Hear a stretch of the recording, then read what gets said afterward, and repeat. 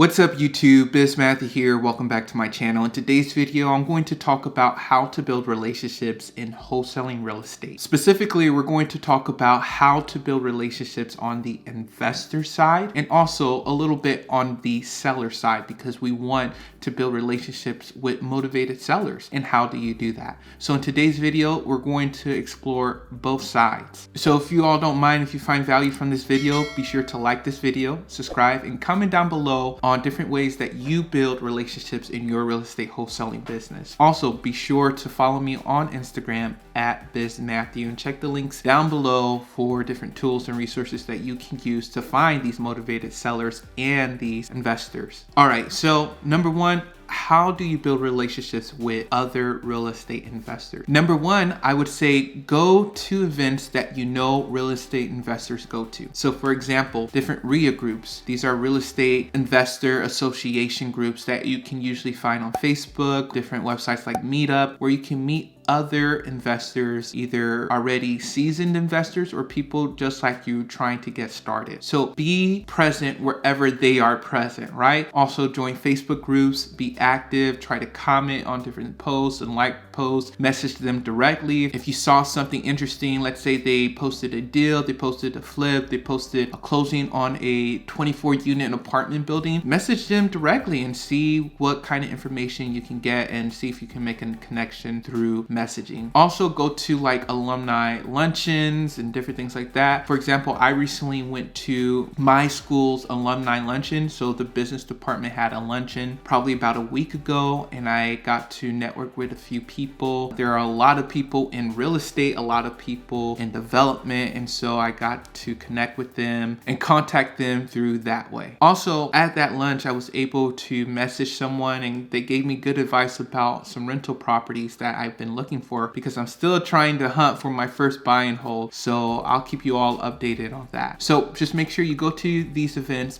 make sure you talk to as many people as you can and message them later. That's how you build a relationship with investors and potential cash buyers that you can sell your wholesale deals to. Now, the second way to build relationships with investors is that now that you already introduce yourself to these investors, you got to talk to them and make a connection. Now you have to dig deep on what exactly are they doing? Are they buy and hold investors? Are they flippers? Are they real estate developers? What exactly do they do? And in return, that will help you know what kind of value you can add to their business or to their life to make it much more easier and simpler for them. So for example, if someone's flipping, obviously if you're doing wholesaling real estate, you can bring them deals. If they're doing buy and holds, you know that you can add, let's say you're really hungry and you want to just work under them. Maybe you can bring a deal to them where you partner with them and you can actually be the manager for that property so they don't have to worry about property management, but you do the property management for them. And sometimes people just want connections with other people, and sometimes you can bring someone that they need in their business and you can make that connection happen, right? It doesn't always have to be exactly you. You can just say, hey, I know this guy who tears up carpet, or I know this investor who develops land. Let me connect you with him or with her. So that brings me to the third point of building relationships with investors is to bring them good deals, bring them that value, you all, because in return, you can connect better with them. I'll give you guys an example. So I sold a couple of my wholesale deals to this particular investor, and I showed this before on my channel. I was able to partner with this investor because of the relationship I built with this specific investor. I brought him good, juicy, profit-driven deals, and in return, he let me partner with him on a deal where we bought the property, cleaned it up, put it on the market, and sold it for a way much bigger profit if I would just have wholesaled it to him. So make sure you all build those connections. Another thing is that now I can use that investor as a private money lender, right? Because this particular investor offers private lending. And if I never brought those deals or brought him value before in the past, it would be harder for me to even talk to him and also be like, hey, I need some money for for this rental property. He already knows me, he knows what I do, and he knows that I usually hunt for really good deals. So that's more on the investor side, how to build relationships with investors. Now I want to talk about how to build relationships with motivated sellers. So let's say you're going to a seller's appointment. How do you cross that bridge to really make a connection with that seller? So number one is, I would say, don't go in there with an agenda, right? I think people can spot that out really easily. Just say, hey, I'm going to another seller's meeting. These are my goals, yes, but I'm talking to this person like they're my friend, like they're my family member, and I'm trying to get to know them. So the number one thing is don't have an agenda, and also know their story, right? What kind of situation are they in, and what can you do to help them in their situation, right? Because I think a lot of times we go straight to the main questions without understanding their situation or knowing their story on why they want to sell or why they might be open to selling. So know their story. Now to the next point is see how you can help them get what they want. So let's say someone just wants to sell their house for cash. How can you do that, right? If it's a creative strategy like sub 2, seller financing, or some lease options, what can you do in order to solve their problems, right? I was just listening to this podcast and they were talking about how sometimes the seller just wants the best price. And as a wholesaler, that can be a little bit difficult, but you're not only a wholesaler. Don't box yourself into that. You are a problem solver, and if they're only looking at the end price, you can offer them that price, seller financing on terms,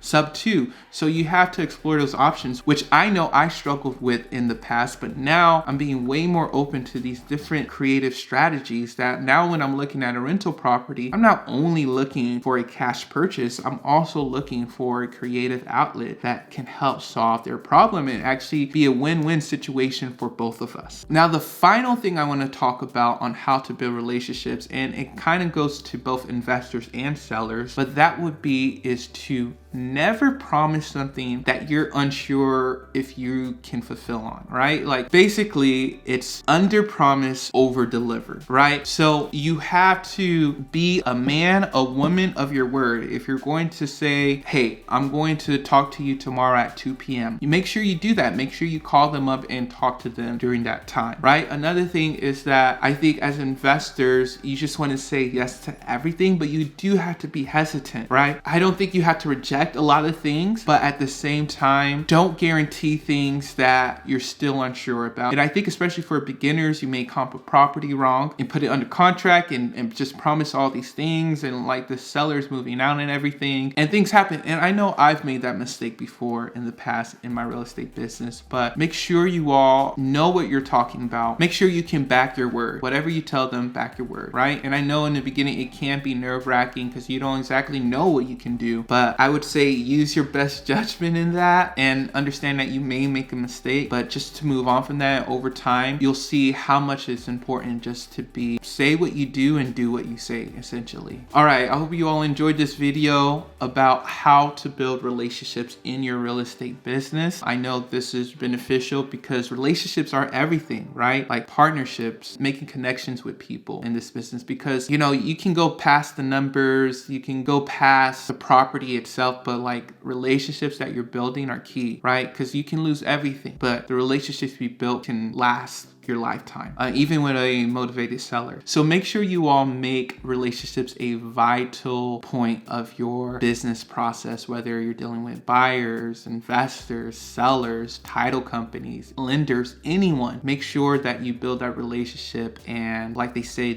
your reputation is everything, especially in markets where people talk about you, right? I'm in a mid-sized market, and if I do something wrong or if I treat someone with disrespect, like word goes around pretty easily. So you all make sure you build that relationship. Make sure your reputation is key. Make sure you treat all people with respect, even if they're not a seasoned investor.